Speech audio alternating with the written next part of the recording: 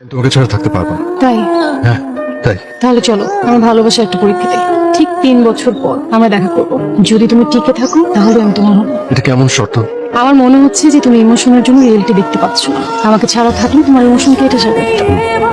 মোহ কেটে যাওয়ার পর যদি ভালোবাসা টিকে থাকে তবে তুমি ফিরবে, আর সেটাই হবে খাঁটি ভালোবাসা। অবশ্যই ফিরে আসবো।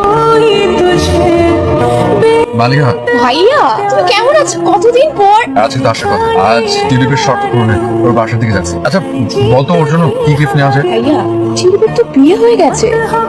ওর ঠিকানা দিতে পারবো? হ্যাঁ পারবো। তোমরা সরি দিনা দাওতে চলে যাবে। তুমি এতদিন পরে? তাই তো কথা ছিল 3 বছর পর ফিরে আসে। 3টা বছর দিলীপ আমি এসেছি। আর তুমি তোমার ভালোবাসা পাওয়ার জন্য আমি ধানের মতো অপেক্ষা করছি। তুমি আমার জন্য অপেক্ষা করতে পারলে না। আসলে দিলীপ, কিছু কিছু ভালোবাসা সাজিয়ে রাখার মতো অনেক আমি সেই আনন্দটুকু নিয়ে বাকি আছে ভাগ করে দেবো। ভালো তো।